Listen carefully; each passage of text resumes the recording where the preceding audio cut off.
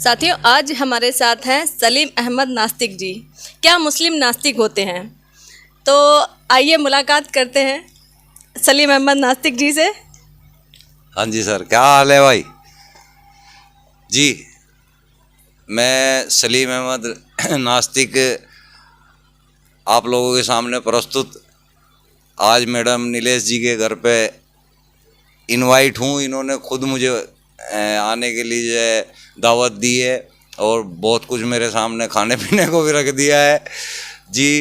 अब आपसे नीलेश जी बात करेंगी, क्या वो सवाल करना चाहती हैं क्या नहीं। मेरा पहला सवाल है सलीम अहमद जी से कि आप नास्तिक क्यों बने हैं? वो तो जब आदमी सवाल करने लगता है और उसके सामने जानकारियां आने लगती हैं तो जाहिर सी बात है असलियत तक आदमी पहुंच ही जाता है। जब आदमी किसी रास्ते के बारे में गहराई से जानकारी निकालने की कोशिश करेगा तो उसको पता चल जाता है। तो ये नास्तिकता इसका एंड है। कोई भी मजहब हो, कोई भी धर्म हो, अगर आप उसको अच्छी तरह से पढ़ेंगे समझेंगे तो एंड में आप नास्तिक ज़रूर हो जाओगे। तो ऐसे ही मैं भी हो गया। लॉजिक सामने रखे हैं, हमें पता चलता है कि भाई अगर अल्लाह भगवान होता तो ऐसे होता, अगर कोई देवी देवता होते तो इस टाइप के होते। ये सारा जो है लॉजिक से पता लग जाता है जी। अच्छा, तो आपने मतलब अपने दिमाग से सोचना शुरू किया इसलिए आप नास्तिक बन गए। हाँ, दिमाग से ही सोचना पड़ता है। सलीम जी, एक बात बताइए, आप नास्तिक बने लेकिन जब आप आस्तिक थे, जब आप इन चीज़ों में बिलीव करते थे और फिर आप नास्तिक बने, ठीक है ना, तो उसके बीच का सफ़र मतलब कैसा रहा आपका? हाँ, वो बीच का सफ़र जो है मज़ेदार रहा, तजर्बे का रहा और बताने लायक था। पहले मैं भी जैसे आप लोग हैं और दुनिया वाले हैं, सभी नमाज भी पढ़ते हैं, रोज़े भी रखते हैं, सारा कुछ करते हैं, तरावी वगैरह सब कुछ करते हैं। मैं भी वही करता था। पहले ये जुनून सा था कि भाई वाकई में कोई अल्लाह है और जब है तो उससे मुलाकात भी हो सकती है। जब बाकी लोगों की हो रही है, हमारे हजूर साहब की हुई है, पैगंबरों की हुई है, तो हमारी क्यों नहीं हो सकती? हमारी कोशिश में कमी है फिर अगर हम नहीं कर पा रहे तो मैं भी अपना इसी जुनून के साथ जो है लगा था। लेकिन कभी कोई सामने ऐसी मतलब अनुभूति महसूस ही नहीं हुई कि कोई ईश्वर है, कोई अल्लाह है। ध्यान जाता था, जैसे मस्जिद में जाते थे, जाने से पहले ही बाहर भिखारी बैठे होते थे। अब हम भी तो मस्जिद में कुछ मांगने ही जा रहे हैं। हमसे तो बहुत पुराने वो लोग बैठे हुए हैं वहाँ, रोज़ आगे बैठते हैं भिखारी, वहाँ पे डेली आगे बैठते हैं। हम तो 10 मिनट के लिए जाते हैं मस्जिद में, 15 मिनट के लिए जाते हैं। वो तो वहाँ सुबह से लेकर शाम तक बैठे हैं कमाने के लिए, भीख मांग रहे हैं, जो है हम जैसों से भीख मांग रहे हैं। वो अंदर जाके नमाज पढ़ के नहीं भीख मांग रहे, वो बाहर बैठ के मांग रहे और उनको मिल रही है। हम अंदर जाते हैं, हमें मिलता नहीं, हम सोचते रहते हैं कि हमें मिला। हम जो भी कुछ कर रहे हैं, हमें जो हासिल हो रहा है वो हमें अल्लाह भगवान या ईश्वर दे रहा है, जबकि ऐसा कुछ नहीं है। हम अपने कर्म जो कर रहे हैं उससे हासिल होता है हमें। तो ये मुझे समझ आया। समझ आने के बाद में मेरे अंदर जो है बदलाव आने शुरू हो गए। पहले तो कुछ फेसबुक वगैरह यूट्यूब वगैरह कुछ था नहीं, तो बोलने का कोई जरिया नहीं था। तो हम तो आपस में ही कोई मिलते थे, बैठते थे, वहीं तर्क वितर्क शुरू हो जाते थे। जब से फेसबुक पाए फिर फेसबुक पे आ गए, भाई वहाँ पे बहुत काम किया, जितना हो सकता था किया। अब यूट्यूब पे स्टार्ट हो गए हैं तो लगे हुए हैं अपनी। अब नास्तिकता में जो है अच्छा लग रहा है, आनंद आता है कि भाई हम सच्ची बात कर रहे हैं। मज़ा आता है बात को, अपनी बात को रखने का। हालांकि जो आस्तिक लोग होते हैं वो हमें गलत समझ रहे होते हैं, क्योंकि वो यहाँ तक पहुँचे ही नहीं है, वो भी रास्ते में, उनका सफ़र अधूरा है अभी। वो ये यकीन बनाए बैठे हैं कि कोई है। हम भी यही यकीन बनाए बैठे थे कि कोई है, हम उससे ऊपर आ गए। अब वो जब आएंगे उनको भी समझ आ जाएगी, जब वो कोशिश करेंगे उनको भी समझ आ जाएगी, हमें आ गई। हम अपनी तरफ से अब लोगों को बता रहे हैं, अपना तजुर्बा बता रहे हैं। किसी की समझ में आता है अच्छा है, नहीं आता है अच्छा है। हमारे जैसे आदमी लाखों हैं, करोड़ों हैं। तो अगर मैं कुछ बोल रहा हूँ उसे लोग सुनते भी हैं, तो जो सुनते हैं वो मेरे टाइप के आदमी होते हैं। उन्हें अचंभा होता है, वो कहते हैं अरे मेरे जैसा आदमी। वो करेक्ट हो जाता है कि यार ये सेम मेरी तरह सोचता है, मेरी तरह बोलता है, इसकी बातें मेरे जैसी हैं। तो वो भी करेक्ट हो जाता है। मैं भी कभी इसी तरह करेक्ट हुआ था। तो 72 हूरों के ऊपर आपका क्या कहना है?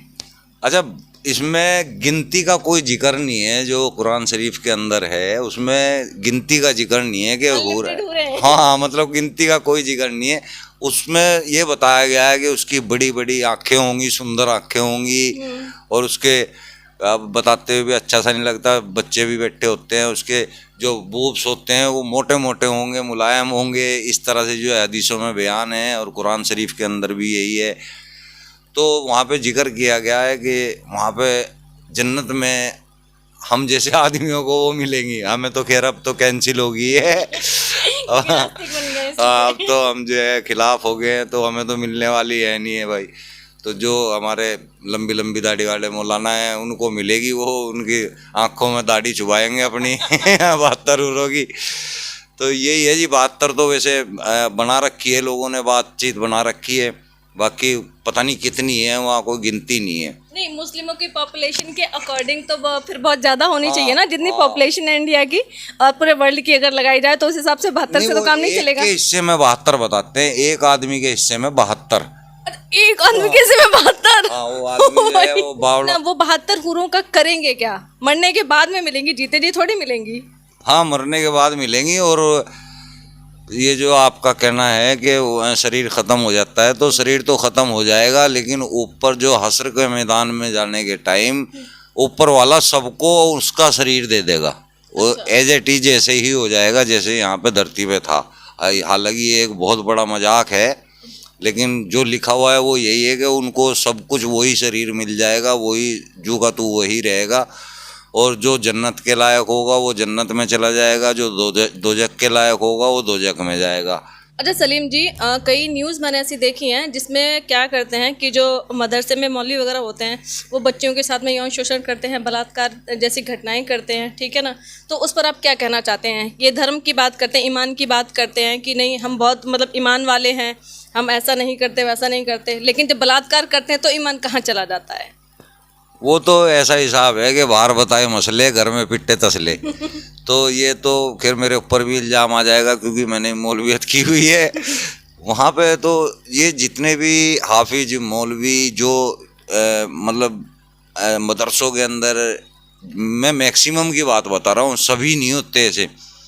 ये लोग अंदर से नास्तिक होते हैं, इनको पता होता है कि कुछ भी नहीं है। हाँ, ये जब अकेले हो जाते हैं ना, ये अल्लाह भगवान की बढ़िया ऐसी तैसी उस टाइम फुल करते हैं बेहतरीन। और जब जैसे हम आपस में 2-3 मौलवी हैं, इकट्ठे सोते हैं, इकट्ठे रहते हैं, जैसे को बोलते हैं कि मूर्ख लोग हैं। हाँ, पूरे मजे लेते हैं कि आज मैंने उससे इतने उतारे, आज इतने उतारे, आज उसके जो है मतलब कमाई चलती है। हाँ, आज उससे बकरा मंगा लिया, आज उससे जो है फला चीज मंगा ली। इस तरह चलता है, सारी पोल खुलती हैं, आपस में लगे रहते हैं। अब बलात्कार के ऊपर बताइए। आप अच्छा भला, हाँ, वो देखो मूड भी बनता है आदमी का, सब तरह की बात है।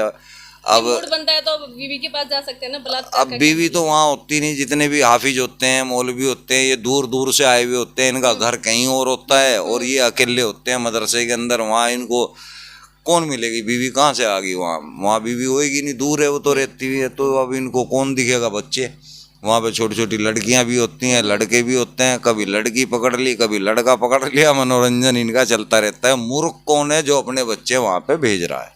सही बात है। मूर्ख तो वो है। सार्वजनिक स्कूलों में भेजना हाँ, स्कूल खुले हुए हैं, एक से एक अच्छे एजुकेशन चल रही है, और उर्दू भी पढ़ाई जा रही है। ऐसी बात नहीं, स्कूलों के अंदर उर्दू भी, मैं भी खुद स्कूल में पुराने वक्त में उर्दू पढ़ा हुआ हूँ, तो अब क्यों नहीं है? अब भी होगी, हर जगह पे है। तो जानबूझ के मदरसे में भेजते हैं, जब सीन हो जाता है तो उसे मार पीट के जो है भगा देते हैं हाफिज को। कोई सवाल ये दिमाग में नहीं लाता कि यार ये अल्लाह के घर में रह के इसने ऐसा बड़ा कांड किया, कहाँ था अल्लाह और कहाँ था मुल्ला? ठीक है ना? सही बात है। तो उस चीज़ पे ध्यान नहीं देते लोग। पब्लिक की गलती है इसमें, मौलवी हाफिज की कोई गलती नहीं। वो तो अपनी नेचुरलिटी कर रहा है, जो उसे नेचर ने दिया है वो तो उसका फ़ायदा उठा रहा है। उसको अच्छे बुरे से कोई मतलब नहीं है। वो जान चुका है कोई अल्लाह नहीं है, कोई ईश्वर नहीं है। वो अपने मज़े कर रहा है और आप लोगों को भटका रहा है, अल्लाह से डरा रहा है। क्योंकि अगर ईश्वर अल्लाह अगर होता और उसके दिल में ये डर होता कि नहीं ईश्वर है, अल्लाह है, मैं ऐसा गलत काम करूंगा तो मुझे सज़ा मिलेगी, लेकिन धर्म के नाम पर लोगों को पागल बना रहे हैं और अंदर से वो लोग नास्तिक ही होते हैं, ठीक है ना, लेकिन लोगों को मूर्ख बनाने का काम करते हैं। मेरा अगला आपसे सवाल है कि इस्लाम में महिलाओं की स्थिति क्या है। महिलाओं की स्थिति, पहली तो बात ये है, देखिए इस्लाम के अंदर जो महिलाएं हैं ना, उनकी स्थिति जितनी मर्जी ख़राब हो, वो बोलती ही नहीं है। वो ये सोचती हैं कि हम बढ़िया हैं, हम ठीक रह रही हैं, जबकि असल में उनकी स्थिति, अगर आप किताब के ऊपर जाते हैं तो वहाँ औरत क्या है, खेती है हमारे लिए, जब चाहे जोतो, जब चाहे छोड़ दो, है ना। और लोंडिया के तौर पे इस्तेमाल होती हैं। औरत को कहीं जन्नत के अंदर कोई जिक्र नहीं है कि उसको क्या दर्जा मिलेगा, ना तो दुनिया के अंदर आधी गवाही मानी जाती है औरत की। भाई अगर एक मर्द की गवाही चलेगी तो उसकी बदले में औरत दो होंगी। अगर आदमी एक है और वो हाजिर नहीं है तो उसकी जगह दो औरतों की गवाही होगी। अगर दो गवाह चाहिए, आदमी दो नहीं है, तो उसकी जगह चार औरतों की गवाही चाहिएगी। यानी कि उसकी मतलब औरत औरत को बराबर का दर्जा की नहीं आधी मिलना औकात तो यहीं पे आ गई, औरत की आधी बना दी उसकी औकात। चाहिए। आदि वो फिर घरेलू टाइप, हाँ, मतलब फिर यूज उसको घर में मूंद के रखना, कहीं जाना पूछ के कैसे नहीं गई, है ना। बुरके में जाओ, नकाब के अंदर जाओ, घर में कोई बच्चे को साथ लेके जाओ, कोई मतलब आज़ादी नहीं है कि भाई वो अपनी मर्जी से कुछ भी कर सके। ऐसा हमारे सामने, हमने जो असल में रियल में ज़िंदगी देख रहे हैं, हमें तो ऐसा कुछ दिखा नहीं है जी। अच्छा, मेरा एक सवाल इसी से रिलेटेड और है कि हम एक्ट्रेस देखते हैं, कहते हैं पाकिस्तानी एक्ट्रेस आ रही हैं और दुबई से आ रही हैं, और इंडिया में भी काफ़ी मुस्लिम एक्ट्रेस रही हैं, ठीक है ना, और अभी भी हैं प्रेजेंट टाइम में भी। लेकिन जो नॉर्मल, जो धार्मिक लोग होते हैं, ठीक है ना, जो मतलब इस्लाम के धार्मिक लोग, वो कहते हैं कि नहीं, महिलाओं को नंगा नहीं घूमना चाहिए, उसने ऐसा कर दिया, उसने वैसा कर दिया, वो नंगी घूम रही है। तो इस चीज़ को आप कैसे लेते हैं, मतलब कि वो आज़ाद हैं, ये गुलाम है, या ये गुलाम है, वो आज़ाद हैं? मेरे ख्याल से तो जो ये वेस्टर्न लेडीज है ना, ये बेस्ट है। ये अपने जीवन को सही तरीके से आनंद के साथ गुजार रही हैं। कोई एतराज़ कर रहा है, करे जाओ, किसी की शरीयत बिगड़ रही है, बिगड़ती रहो, ये अपनी लाइफ बिंदास जी रही है, भौंकते रहो जिसने भौंकना है। और ये वाकई में अच्छी है कि जो आपकी मर्जी है वो पहनो, जो आपकी मर्जी है ना पहनो। आप आज़ाद हैं, आपका जैसे दिल करता है। आदमी भी तो अपनी जो मर्जी, कभी कुछ पहन ले, कभी कुछ पहन ले, उसकी अपनी मर्जी होती है। उस पर तो कोई ज़रूरी नहीं है कि भाई तू बुर्का पहन, तू ये कर, तू फलाना कर।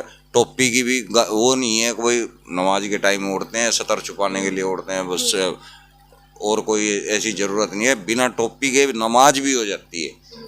तो औरत के ही लिए है सारे पंगे जितने भी है। अगर आदमी, अल्लाह मियाँ है, वो औरत को इतना कह रहा है कि पर्दे में रहे, पर्दे में रहे, पर्दे में रहे, वो आदमी को भी तो कह सकता है कि भाई तू बुरी नज़र मत डाल उस पर, बिल्कुल सही बात है ना। वो आदमियों को हुक्म नहीं दे रहा कि तुम्हें बुरी नज़र डाल लोगे तो मैं तुम्हें दो जख्म में भेज दूंगा, उसको नहीं मना कर रहा। औरत को कह रहा है कि तू पर्दे में रहे। क्या बात है यार, कहाँ का अल्लाह जी। अच्छा, बुरके से मतलब मैं बात पूछना चाहती हूँ कि बुरके से मतलब क्या मतलब है, मतलब ज़बरदस्ती उनको बुरका पहना रहे हैं या अपनी मर्जी से पहन रही हैं? बुरका का क्या कॉन्सेप्ट है मतलब आपके कुरान में? बुरके का कुरान में नहीं है, ये पर्दा जो है प्रथा सऊदी अरब से चली थी। अच्छा। और ये वहीं से चलती आ रही है। इसका जो मूल जड़ है वो तो बहुत पीछे जाना पड़ेगा। लोग पहनती दूसरे की मर्जी, स्टार्ट तो मर्द की इच्छा से हुआ था, लेकिन अब उनकी खुद की ही इच्छा हो गई है।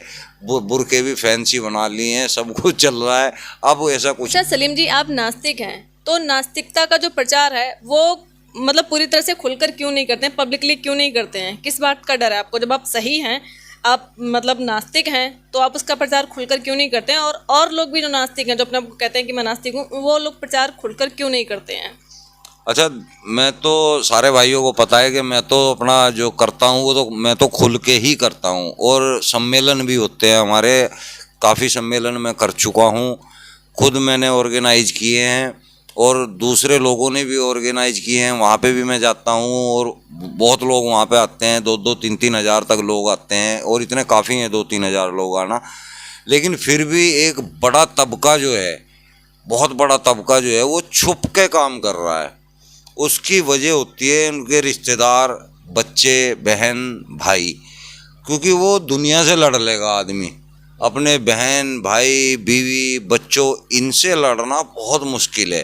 आदमी मजबूर हो जाता है। मेरे साथ भी अभी ताज़ा ताज़ा यही केस हुआ है, हालांकि मैंने उसको कंट्रोल कर लिया है, मुझे कोई परेशानी नहीं आई, मैंने हैंड टू हैंड कंट्रोल कर लिया है। और यही नास्तिक का एक जो अच्छा नास्तिक होगा तो उसका दिमाग भी अच्छा होगा, और जिस आदमी का दिमाग अच्छा होगा वो किसी भी समस्या को फौरन पकड़ लेगा और उसको वहीं फिट कर देगा। मैंने भी अपनी समस्या वहीं हाथ के हाथ ख़त्म कर दी। सलीम जी, एक बात और बताइए, आप तो मुस्लिम हैं तो आपने कुरान भी पढ़ी होगी, और मैंने जहाँ तक सुना है सब लोग कहते हैं कि कुरान शरीफ जो किताब लिखी है वो अल्लाह ने लिखी है, क्या ये सच है? अल्लाह मियाँ के पास कौन सा प्रिंटिंग प्रेस है, वो सारा सबको पता है, हदीसों के ज़रिए पता है कि जो हमारे मोहम्मद साहब थे वो ख्वाब देखते थे, ख्वाब में जिब्रील साहब आते थे उनके, और वो उनको आयतें बता के जाते थे कि अल्लाह पाक ने आपके लिए ये आयतें भेजी हैं। और वो सुबह उठ के अबू बकर जी को बताते थे कि मैंने आज ये आयत मेरे को जो है ख्वाब में आई है, ये आयत मेरे पे उतरी है, तो वो उसको नोट कर लेते थे, वो कुरान शरीफ बन गया। अब इसमें एक आदमी ख्वाब के अंदर बड़बड़ाहट अपनी जो है वो लिखवा रहा है, जो ख्वाब में बड़बड़ाया है उसके ऊपर हम यकीन कर रहे हैं। ये आदमी को खुद सोचना चाहिए कि वो अल्लाह पाक की कैसे हो गया। और ऐसे बहुत सबूत सामने आ जाते हैं, जैसे बाबा आदम की बात है कि भाई हम सब बाबा आदम की औलाद हैं, तो हम सब बाबा आदम की औलाद नहीं है। इसमें साइंस की मदद से हम 2 मिनट में पता लगा सकते हैं, अगर हम एक इंसान की औलाद होते तो हम सबका डीएनए एक होता, अलग नहीं हो सकता था। हमारी सबकी भाषा एक होती, चूँकि परिवार एक था, बाप एक था, तो सब कुछ एक ही चीज़ सीखते जाते, भाषा भी अलग नहीं बनती, वो एक ही होती। कोई अमेरिका, कोई लंदन, कोई कहीं, ये छोटी छोटी जगह पे हर जगह नए नए आदमी बसे थे, उनकी जो पैदाइश थी वो बढ़ती गई, गांव से कस्बे, कबीले, कबीले से गांव, कस्बे, शहर, ज़िले, देश, इस तरह बनते चले गए। और अब वहाँ की वही लैंग्वेज है जो उन्होंने अपने बुजुर्ग से सीखी है। तो सब अलग अलग भाषाएं जो है अलग अलग आदमियों की पैदाइश से हुई है, किसी एक से पैदा नहीं हुई है। यहाँ से पता लग जाता है। जी, हम अपने प्रोग्राम को ख़त्म करते हैं, और सलीम अहमद जी से मैं अपील करती हूँ कि आप अगली बार कब आएंगे, टाइम बताइए। गुरु मैं कभी भी आ जाऊंगा, कोई दिक्कत नहीं है, आ जाऊंगा, जब भी कहोगे तभी आ जाऊंगा। चलिए, सलीम अहमद जी से बात करके बहुत अच्छा लगा। और ये नास्तिक हैं, मुस्लिम नास्तिक, जो लोग कहते हैं ना कि मुस्लिम नास्तिक नहीं बनते हैं, तो आज मैंने आपको मतलब मुस्लिम नास्तिक से भी मिलवा दिया और वो नास्तिक बन चुके हैं। तो अब इनके लिए धर्म मज़हब कोई मायने नहीं रखता है, सिर्फ इंसानियत जो है वो सबसे ऊपर है। तो ऐसे ही देखते रहिए हमारी वीडियो। और कुछ कहना चाहेंगे सलीम जी? Love you. सभी दोस्तों को प्यार, देखने वालों को लव यू। अपने दिमाग को जगाइए, मज़े लीजिए अपनी लाइफ के। एक ही लाइफ है, आपको इसी बार मिली है, कोई अगला जन्म नहीं है, कोई पिछला जन्म नहीं है।